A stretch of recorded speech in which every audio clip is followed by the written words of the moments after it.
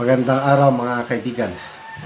Bigyan natin ng reaksyon, opinion, itong pagkontra ni Atty. Rowena Guanzon sa pahayag ni Acting Chairman ng Blue Ribbon Committee, Senator Erwin Tulfo, na tatapusin na daw ang Blue Ribbon Committee hearing sa flood control. Sabi ni Atty. Guanzon, Senator, isang district engineering pa lang ang pinag-uusapan natin. Ilang kontraktor pa lang ang nasasalang.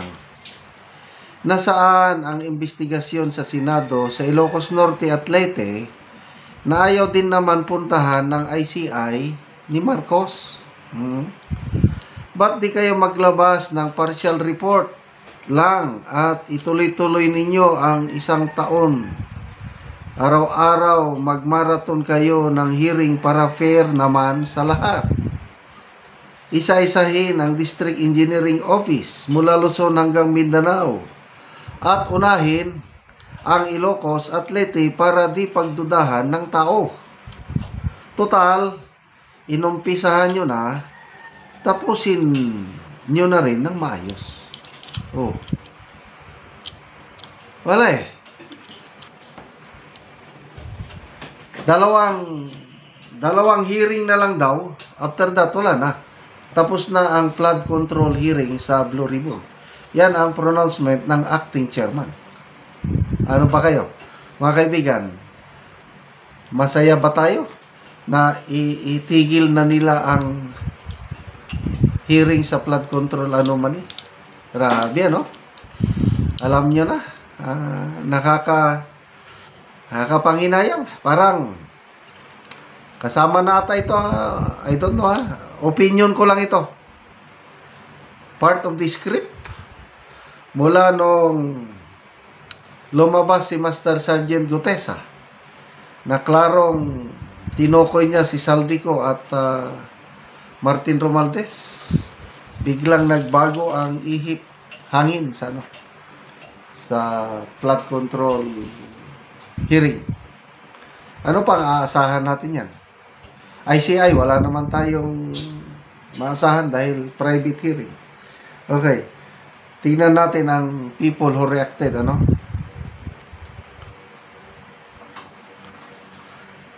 Okay. 11,000 nag-react. 6,000 ang tumatawa. 685 ang umiiyak. Galit, 649. Nag-like, 3,500. So, poros pabor ito kaya kung ako ang iyong tatanungin, dapat ituloy ang hearing ng Blue Ribbon. Yan na lang ang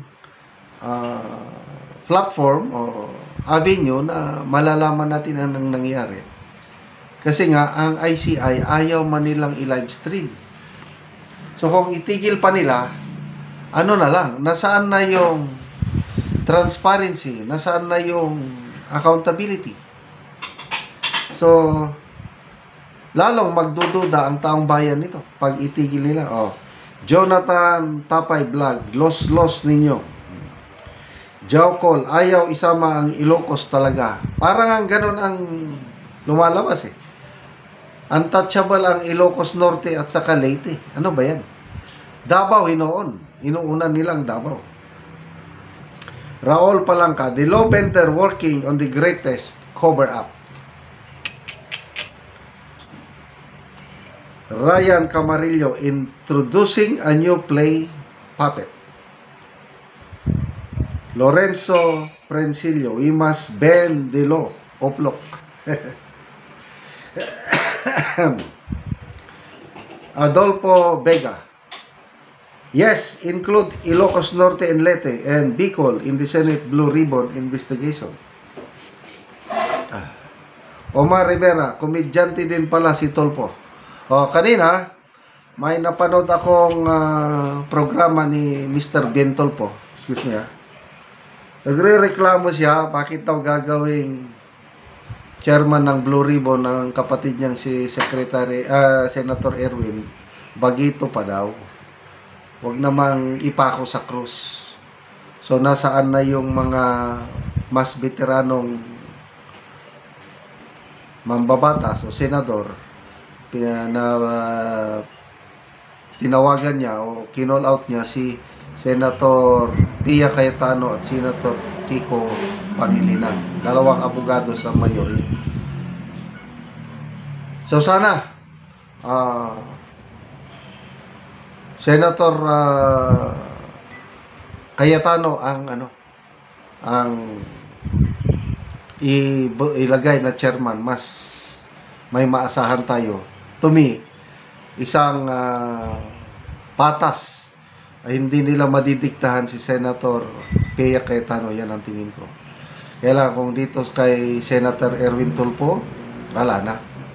Hindi naman sa bagito siya at the same time, malapit siya noon, nung congressman pa siya, malapit siya kay dating Speaker Martin Romualdez. So para hindi mapagdudahan, mas mabuti na iba talaga ang ilagay. Siya naman, personally, ayaw naman niya. Kaya nga, kung siyang ilagay, do I have a choice, sabi niya. So, nakakalungkot na balita ito kung matotoo na last 2 hearings na lang daw. Tapusin na ang Blue Ribbon hearing sa flood control. In fairness, sabi niya, doon naman daw sila tututok sa farm to market road. Kasi nga may mga anomalya din sa farm to market road. Sa Department of Agriculture, may mga ghost project or substandard.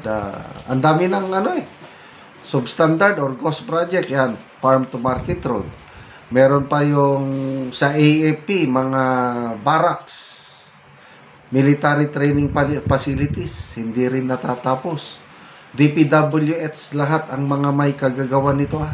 Kaya halos lahat na lang ng project ng DPWH, mapa-flood control man, building man, o farm to market road, puro salanganin. Kaya wala na tayo talagang kapag-asa sa DPWH.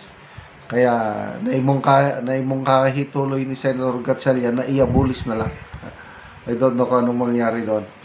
Okay, salamat mga kaibigan sa inyong pagsubaybay sa ating channel. Nakakatulong kayo ng malaki sa tribong Talandig ng Bukidnon dahil ang income natin sa channel na ito pantulong po sa tribo. Namimigay tayo ngayon ng mga libreng yero at pako para makapagpatayo sila ng mas maayos na tahanan. Panoorin nyo ang video na ito. Ug karon mao ni ang matagaan og yero. Salamat kayo sa paghatag sa sin. So muna ni ang atop nga nata na gyud kung maulan, so maulanan na gyud siya.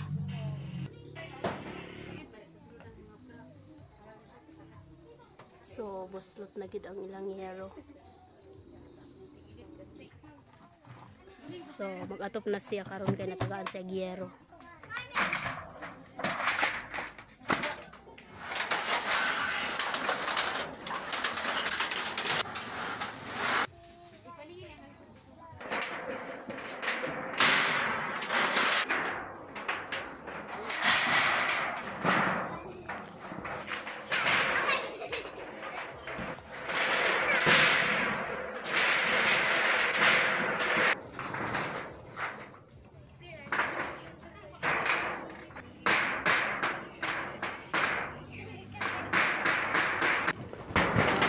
Nagyud og atop og napulihan na ang ilang yero.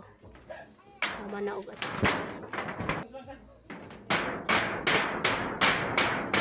So nindot kayo kay napulihan na ang gatuluan. So karonte unsa imong masulti nga natagaan kag yero og human na gyud og atop ang imong balay nga. Daghang salamat una-una sa tanan sa Ginoo ug sa nagtan-aw sa video. Og labi na sa nag-sponsor. Kay kani akong balay 5 years na aya pagid ni napulian og yero. So na kay anak te. Naa. So pila ka buk imong anak? isa unya bros pag karon. So si ate, isa yang anak, so nanay kaduha, so aya pag napulian ang yang yero nga gatuluan na. So karon ate wala na gyud, di na gyud katuluan.